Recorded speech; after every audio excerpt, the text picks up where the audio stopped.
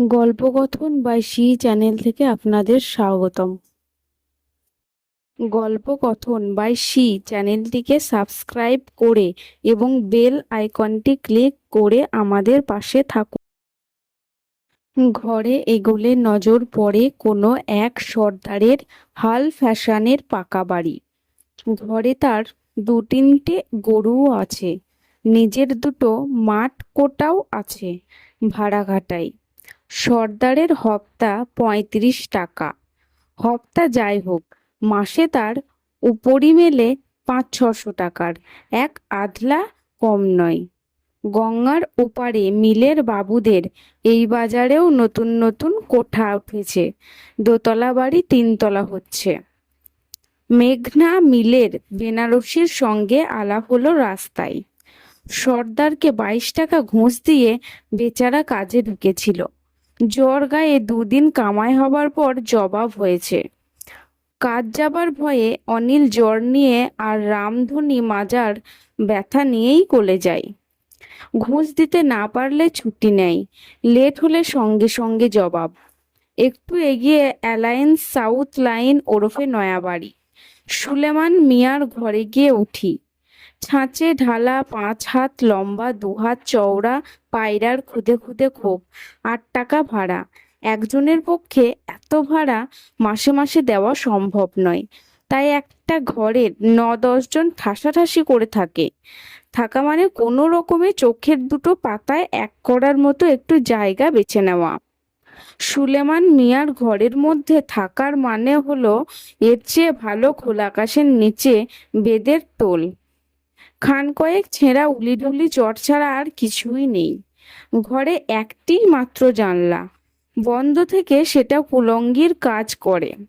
সেখান থেকে খান কয়েক রংচটা কলাই করা সানকি আর টিনের কৌটো। বাইরের দাওয়ার উপর গনগন করে জ্বলছে কাঁচা কয়লার উনুন। ধোঁয়া হয়েছে গোটা ঘর। কম করে 100-5 লোক থাকে এ লাইনে। কেউ তাঁত ঘরে, কেউ সেলাই ঘরে, কেউ বা পাট ঘরে কাজ করে। ভোর হতে না হতে টাট্টিখানার সামনে মারামারি লেগে যায়। গোসলখানায় ছাতা পড়ে, এমন পেছল হয়ে আছে যে পা পাতা যায় না। তাড়াহুড়ো করতে গিয়ে হামেশাই লোকের মাথা ফাটে। পাকা ঘরের ঠিক কোল ঘেঁষে বারোয়ারি পেচ্ছাপাখানা ঝাড়ুদার দিয়ে একবার আসে। দুর্গন্ধে নাকে কাপড় দিতে হয়। মোড়ে মোড়ে একটা করে চোখে ঠুলি পড়ানো বিজলি বাতির আকাশ প্রদীপ। কয়েক পা এগোলেই অন্ধকারে পথ হাতড়াতে হয়।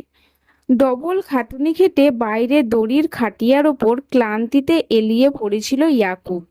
দাঁড় ভাঙাই দেশ তার। অন্ধকারে চোখ বুজে কি ভাবছিল জানি না। আমাদের সাড়া পেয়ে উঠে বসলো ইয়াকুব। বলল, দেশে গ্রাম ঘরে হাজার হোক আলো হাওয়া আছে, কিন্তু যার জমি নেই দেশে তার ঠাঁইও নেই। অকল্যান্ড মিলের দক্ষিণে এক গলি দিয়ে আসছি। হঠাৎ মাস্টারমশাই থেমে গেলেন। শুনছেন? মেকানিক গোপাল মাঝি কাশছে। শব্দ শুনলাম। পাঁজর ফেটে দমকে দমকে কাশির বেগ উঠছে। দাঁড়িয়ে থেকে শোনা যায় না, নিজেরই যেন দম বন্ধ হয়ে আসে। পাটঘরে পাটের আঁশ গলায় গিয়ে গলা সুর সুর করে। যক্ষ্মা রোগীদের কাশির সঙ্গে দলা দলা রক্ত ওঠে। পাশে যারা থাকে তারাও দেখে না। 2 দিন পর তাদেরও তো গলা দিয়ে রক্ত উঠবে। ছুটি চাইলে ছুটি পাওয়া যাবে না। কর্তাদের জানালে তক্ষুনি জবাব।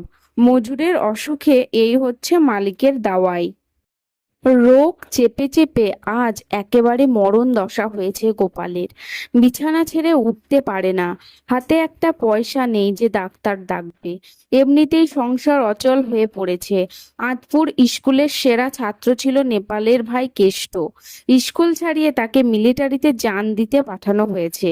একজনের জান গিয়ে যদি 5 জনের জান বাঁচে, কিন্তু সেও আর কদিন।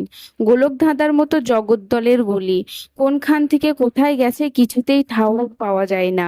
মিস্ত্রি হরি চকত্তির ইট খসা ভিটেটা পর্যন্ত বাঁধা পড়েছে। পয়সাওয়ালার লোক বলে চক্কিতেদের এককালে নাম ডাক ছিল। অবস্থা আজ একেবারে পড়ে গেছে। নইলে কি শেষটাই লাজ লজ্জা ঘুচিয়ে কারখানায় কাজ করতে হয়? ভাইয়ে ভাইয়ে কতই না বনাবনি ছিল আগে, আজ আর মুখ দেখা দেখি নেই। বাড়িতে পার্টিশন উঠেছে, মন ছোট হয়ে গেছে অভাবে।